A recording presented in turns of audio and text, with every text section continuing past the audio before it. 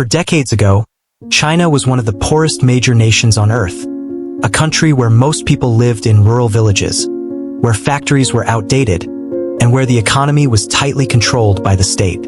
Yet today, China stands as the world's second-largest economy, a global manufacturing powerhouse, and a central player in international trade. How did a nation of nearly 1 billion people transform itself so dramatically, and how did it do it in such a short period of time? The story begins in 1978, at a moment when China was emerging from political turmoil, economic stagnation, and deep uncertainty about its future. The country had just endured the Cultural Revolution, a decade of chaos that disrupted education, industry, and governance. Productivity had collapsed, and the economy was barely functioning. But in the midst of this crisis, a new leader rose to power, Deng Xiaoping, who believed China could not survive without change. He asked a simple but radical question: what if China opened its doors to the world? This question marked the beginning of one of the most ambitious economic experiments in human history. Deng introduced a policy called Reform and Opening Up, a strategy that blended socialist principles with market-driven incentives. It was not capitalism, not socialism, but something in between, something uniquely Chinese. The first reforms began in the countryside, where farmers were allowed to keep and sell their surplus crops for profit. This single change unleashed a wave of productivity, lifting millions out of poverty and proving that incentives mattered. For the first time in decades, people had a reason to work harder, innovate, and take risks. The results were immediate and dramatic. Agricultural output surged, rural incomes rose, and China realized that controlled experimentation could reshape the entire nation. But agriculture was only the beginning. The next phase of China's transformation unfolded in its coastal regions, where the government created special economic zones, small areas where foreign companies could invest, factories could operate with fewer restrictions, and global trade could flow freely. Shenzhen, once a quiet fishing village, became the symbol of this new era.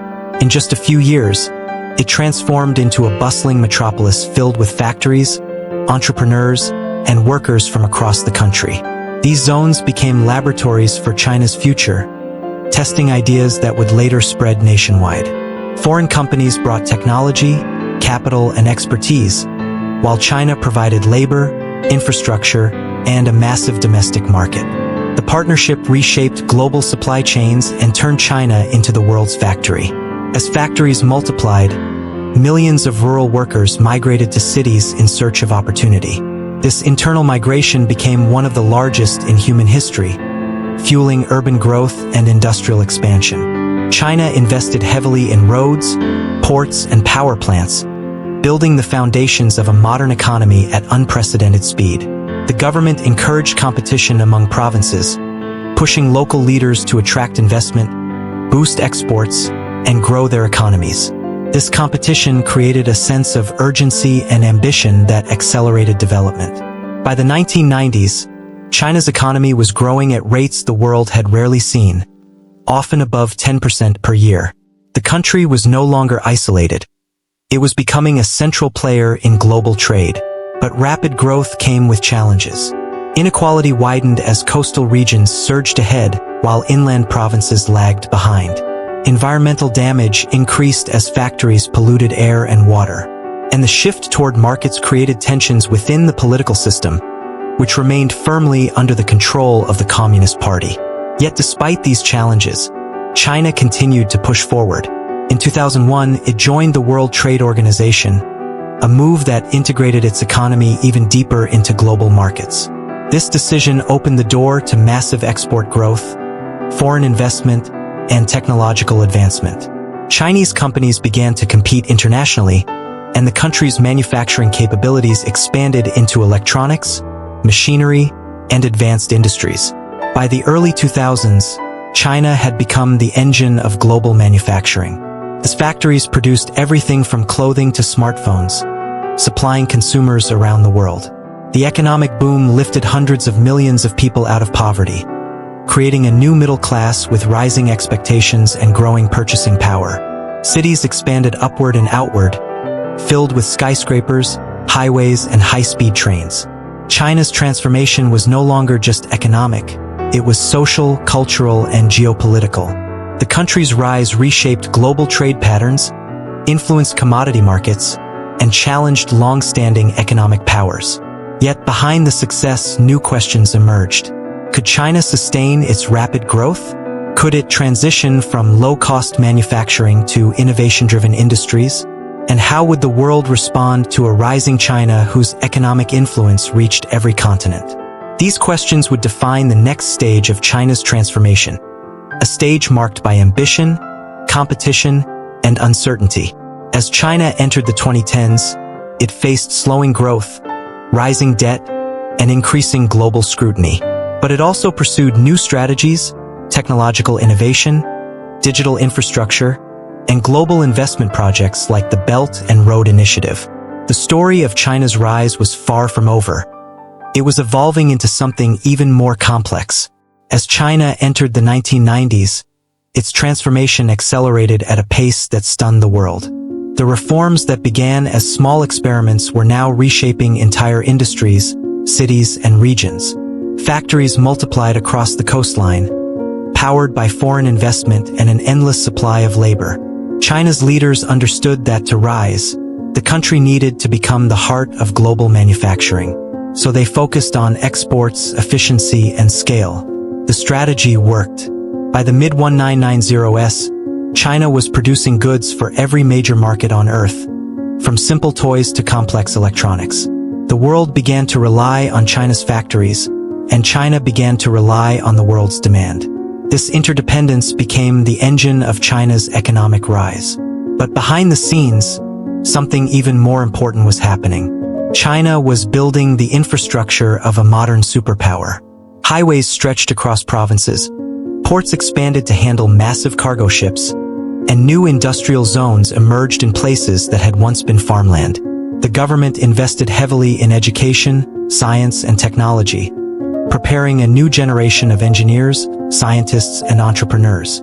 Cities like Shanghai, Guangzhou, and Beijing transformed into global hubs of finance, trade, and innovation. Skyscrapers rose from the ground at breathtaking speed, symbolizing a nation racing toward the future.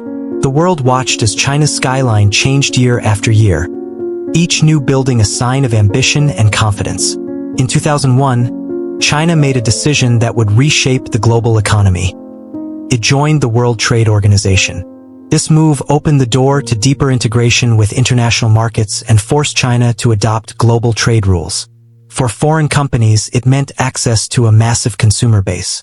For China, it meant access to advanced technology, global supply chains, and new opportunities for growth. The impact was immediate. Exports surged, foreign investment soared, and Chinese companies expanded rapidly. Factories became more sophisticated, producing higher-value goods and competing with established global brands.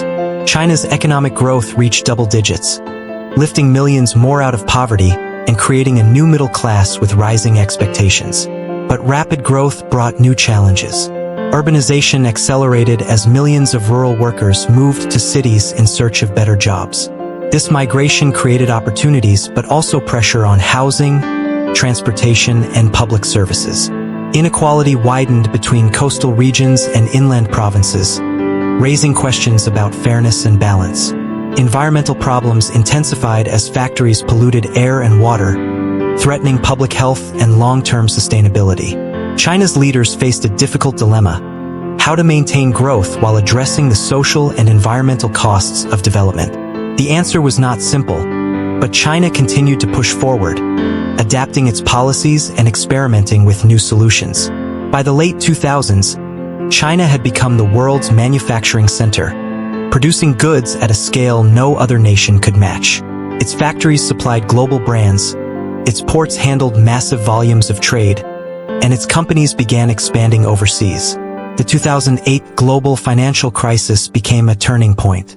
While Western economies struggled, China launched a massive stimulus program, investing in infrastructure, construction, and industry. High-speed rail networks expanded rapidly, connecting cities across the country. New airports, bridges, and power plants were built at a pace unmatched anywhere else. China's ability to mobilize resources quickly demonstrated the strength of its economic model and its capacity for long-term planning.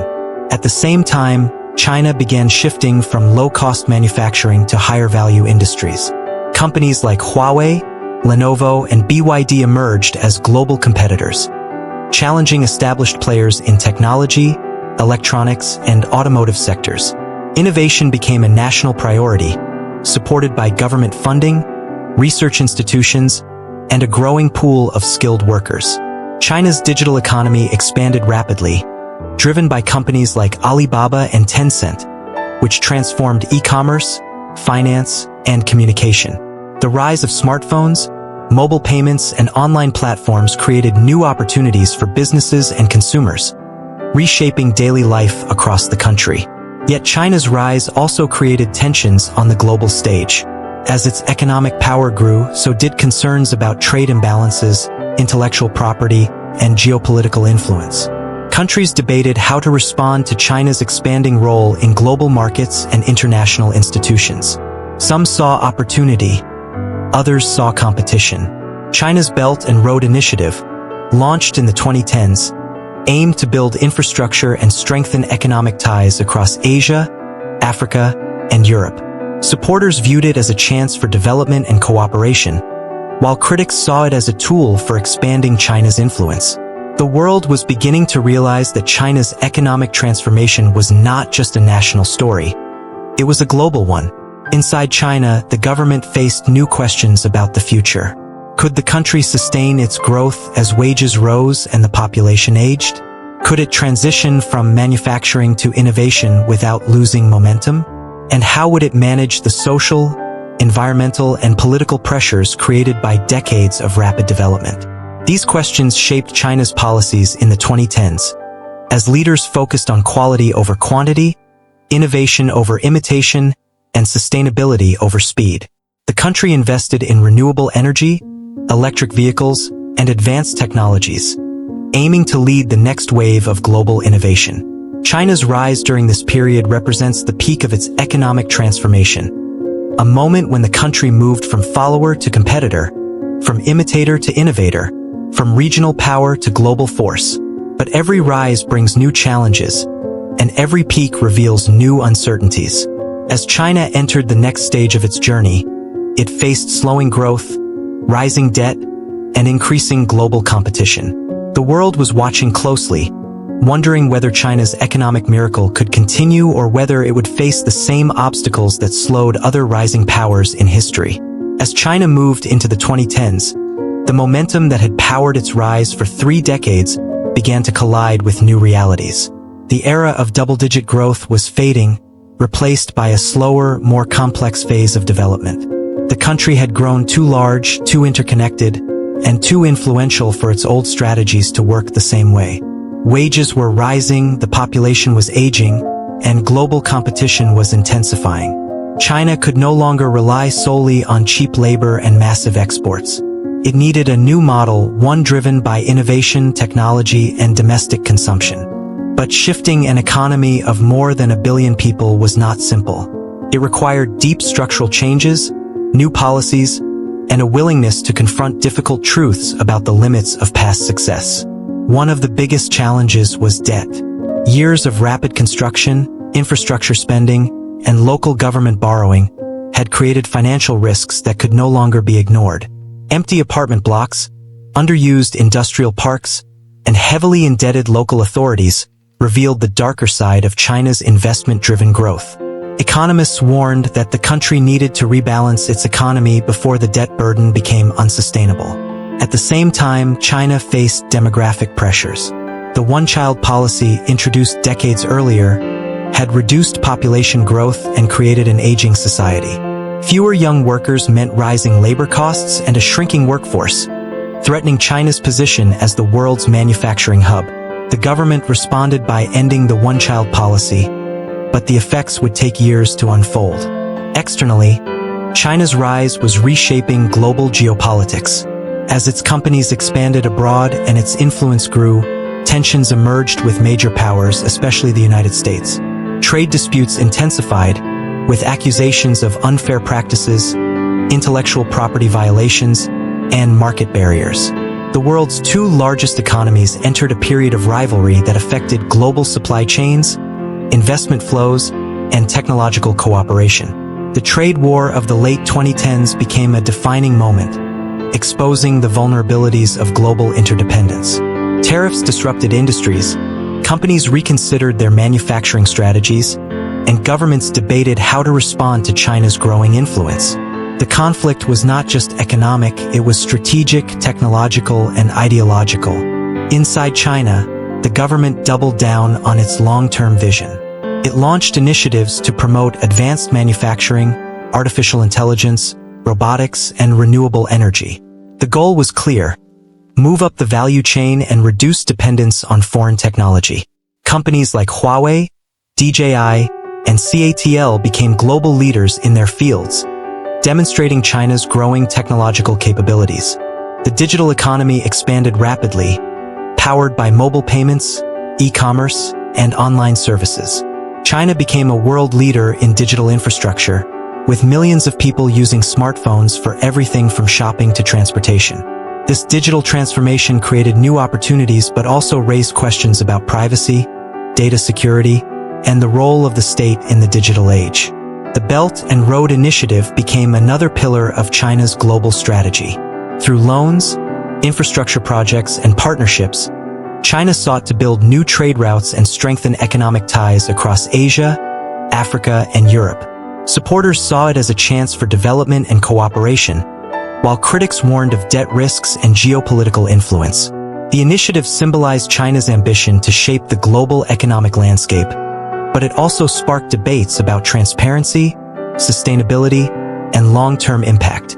As China expanded its global footprint, it faced increasing scrutiny from governments, businesses, and international organizations. Domestically, China confronted social challenges that accompanied rapid modernization. The growing middle class demanded better education, healthcare, and environmental protection. Pollution had become a national concern, with smog affecting major cities and water contamination threatening public health. The government responded with stricter regulations, investments in clean energy, and efforts to reduce emissions. China became a global leader in solar and wind power, demonstrating its ability to pivot towards sustainability. Yet the transition was complex, requiring coordination across industries, regions, and levels of government.